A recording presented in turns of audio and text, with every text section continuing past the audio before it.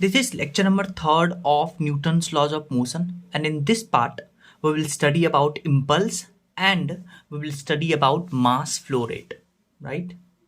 देखिए, अगर एक छोटा सा कॉन्सेप्ट सीखे तो मान लीजिए आपके पास ग्राफ y और x के बीच में है और एक लाइन आपको ऐसे खींच के बोल दिया और बोला कि इस लाइन का आपको निकालना है एरिया अंडर द कर्व।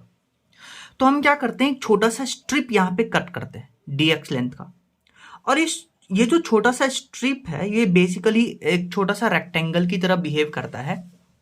और आपको पता है रेक्टेंगल में जो लेंथ होता है, अगर हम इस रेक्टेंगल की एरिया की बात करें तो वो होगा लेंथ इंटू ब्रेथ, ठीक है। यानी कि लेंथ है y, ब्रेथ है dx, ठीक है। तो इस छोटे से स्ट्रिप का एरिया इतना आ गया। अब इस पूरे लाइन का अगर एरिया निकालना है तो हमें एडिशन करना पड़ेगा सारे स्ट्रिप का। तो हम एरिया कैलकुलेट करते हैं इंटीग्रेशन लगा करके इतना। सिमिलरली अगर आपको फोर्स टाइम ग्राफ गिवन है और उसमें ये लाइन का बोला एरिया निकालो, तो हम एक छोटा सा इसमें एलिमेंट कट करेंगे dt लेंथ का और फोर्स, और वो हो जाएगा एरिया, इसका हो जाएगा एफ डी टी। फिर इसका कंप्लीट इंटीग्रेशन करेंगे t1 से tt तक, तो आपको टोटल एरिया आ जाएगा। और अगर आप फोर्स और टाइम का इंटीग्रेशन करते हैं तो फोर्स और टाइम का इंटीग्रेशन यानी कि area under force time curve वो आपको क्या देता है, इंपल्स देता है। तो फोर्स टाइम कर्व का एरिया वो आपको इंपल्स देता है। सो इंपल्स क्या होता है, इंपल्स को लिखते हैं चेंज इन मोमेंटम। तो इंपल्स को आप लिख सकते हैं चेंज इन मोमेंटम। और अगर आपके पास फोर्स टाइम ग्राफ गिवन है तो उसका एरिया लीजिएगा तो वो आपको इंपल्स देगा। इंपल्स एक वेक्टर क्वांटिटी होता है, यूनिट इसका केजी मीटर पर सेकेंड या न्यूटन सेकेंड लिखते हैं। और अगर फोर्स का फंक्शन आपको गिवन है तो उसका इंटीग्रेशन कर दीजिएगा। मान लीजिए ये फोर्स का फंक्शन गिवन है तो इसका इंटीग्रेशन फ्रॉम t1 से t2 वो आपको इंपल्स देगा, ठीक है।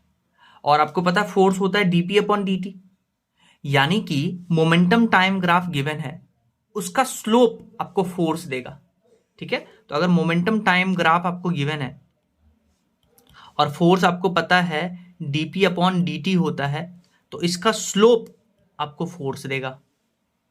सो एक फाइनल देखिए, इंपल्स क्या होता है, change in momentum. Impulse vector quantity है, यूनिट इसका ये होता है। और एफ टी कर्व का एरिया यानी फोर्स टाइम कर्व का एरिया वो आपको इंपल्स देगा। तो आपको पता है कि एफ एवरेज होता है delta P upon delta T. अब आपको पता है इंपल्स होता है चेंज इन मोमेंटम, तो डेल्टा पी के जगह पे हम इंपल्स लिख सकते हैं। तो फोर्स एवरेज फोर्स का एक और फॉर्मूला आ गया, इंपल्स अपॉन डेल्टा टी। अच्छा, आपने पढ़ा था एफ एवरेज होता है delta P upon delta T. अगर आप क्या करते हैं, इसमें टाइम बढ़ाते हैं, ड्यूरेशन बढ़ाते हैं, तो नेट एवरेज फोर्स जो होता है वो कम लगता है। और इसी फंडा को हम यूज करते हैं, a cricketer lowers his hand while catching a ball so as to increase the time interval of momentum change, consequently the average reaction force on his hand decreases so he can save himself from getting hurt। तो ये एक example है कि अगर आप time period बढ़ाते हैं तो एवरेज फोर्स कम लगता है। तो सिमिलरली वीडियो पॉज करके आप इस दो एग्जाम्पल को भी पढ़ लीजिए। अच्छा, इस क्वेश्चन को देखिए, इसमें बोला है कि एक हैमर है जिसका मास आपके पास 1 kg गिवन है। इस हैमर को इस दीवार के ऊपर हम फेंकते हैं 6 मीटर पर सेकेंड से, और ये हैमर दीवार से टकराया और टकराने का जो टाइम है, मतलब दीवार के कांटेक्ट में जो रहा वो 0.1 सेकेंड, और फाइनली क्या हुआ, कम्स टू रेस्ट, ठीक है। तो आपको कैलकुलेट करना है impulse of the force, average retarding force and average retardation of the hammer.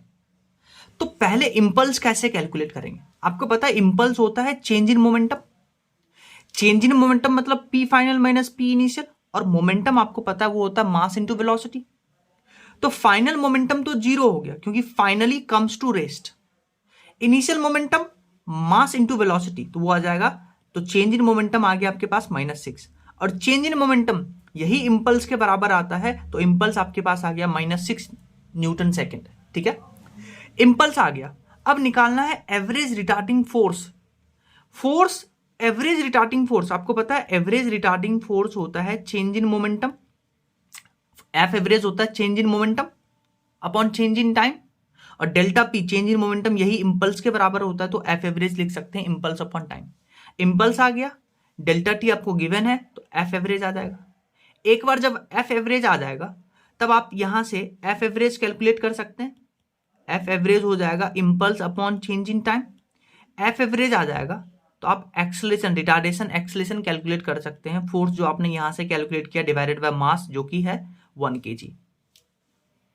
सो पहले आप इम्पल्स निकालने के लिए चेंज इन मोमेंटम कैलकुलेट करिएगा, फिर F average impulse upon delta T लगाइएगा, फिर यही एफ एवरेज यहां पुट करके आप रिटार्डेशन निकाल सकते हैं। नेक्स्ट क्वेश्चन देखिए, इसमें आपको देखिए फोर्स और टाइम का ग्राफ गिवन है और आपसे पूछा है इंपल्स बताना है और average force exerted on the ball.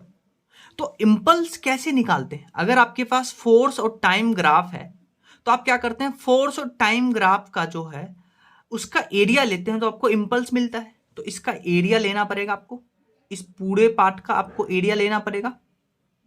फिर एक बार जब आप इंपल्स कैलकुलेट कर लीजिएगा तो आपको पता है एफ एवरेज और इंपल्स में रिलेशन होता है इंपल्स अपॉन डेल्टा टी।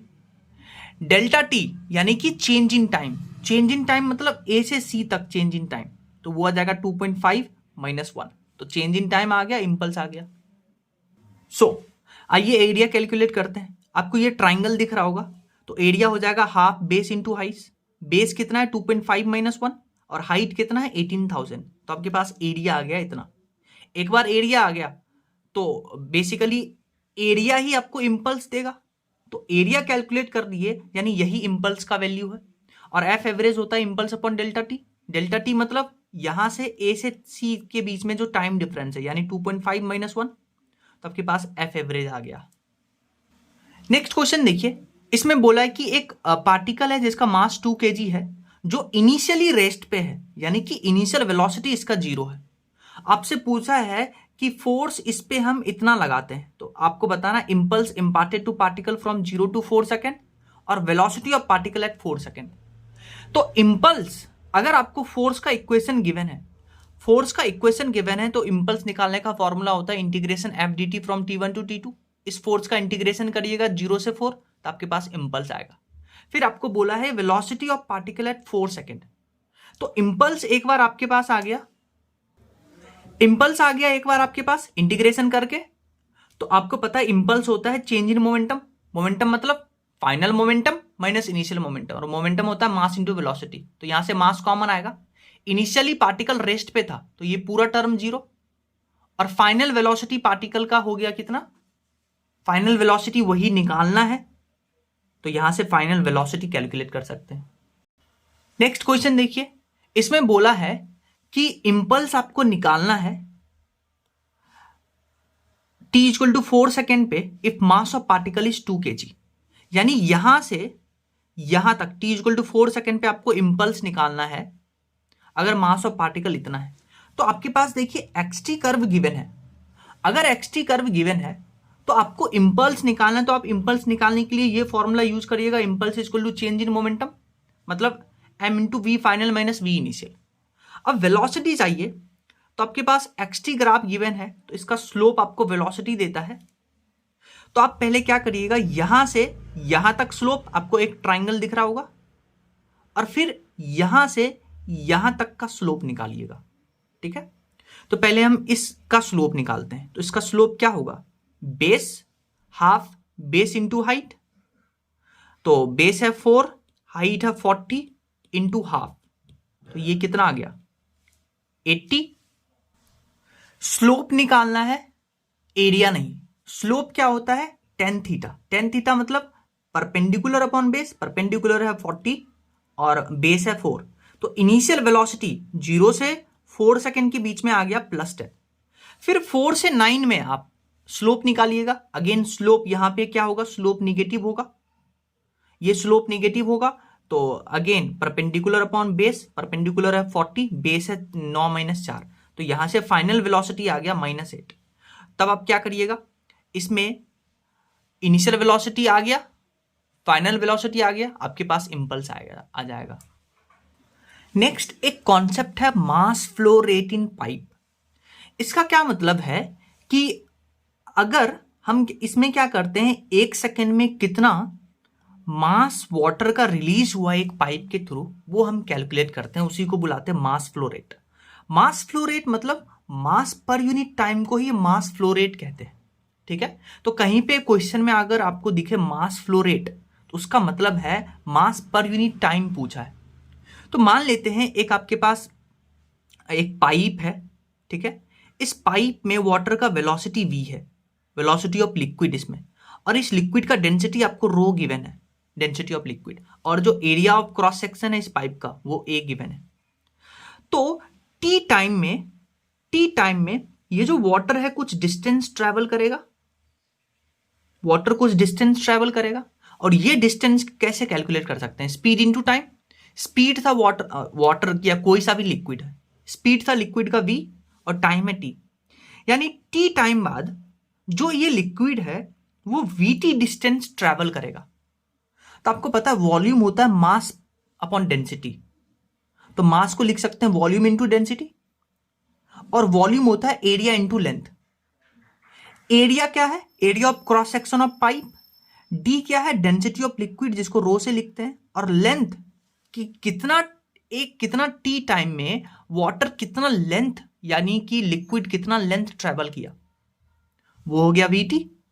तो आप मास यहां पे लिख सकते हैं area into velocity of liquid into time, T time में कितना ट्रेवल किया, into density of liquid divided by time. तो टाइम से टाइम खत्म, यानी कि mass flow rate in pipe वो आ गया area of cross section of pipe, velocity of liquid into density of liquid, यानी कि रो V A.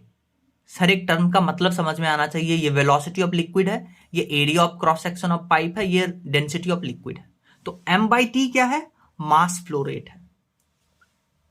So mass flow rate को क्या बोलते हैं? मास पर यूनिट टाइम, जिसका वैल्यू होता है रो वी ए। ए क्या है? Area of cross section of pipe. V क्या है? Velocity of liquid. और रो क्या है? Density of liquid. तो डीएम बाई डी टी को मास फ्लो रेट कहते हैं, इसका ये वैल्यू आता है। कैसे आया कि हम टी टाइम बाद ये लिक्विड कितना डिस्टेंस ट्रेवल किया वो कैलकुलेट करते हैं। डिस्टेंस होता है स्पीड इंटू टाइम, स्पीड था लिक्विड का v, तो ये डिस्टेंस आ गया। फिर वॉल्यूम होता है एरिया इंटू लेंथ, तो लेंथ कितना ट्रेवल किया vt, और area of cross section of pipe. और मास होता है वॉल्यूम इंटू डेंसिटी, वॉल्यूम आ गया avt, तो यहां रखेंगे, और डेंसिटी ऑफ लिक्विड, और पर यूनिट टाइम कर देंगे। तो मास पर यूनिट टाइम, यही मास फ्लो रेट कहलाता है।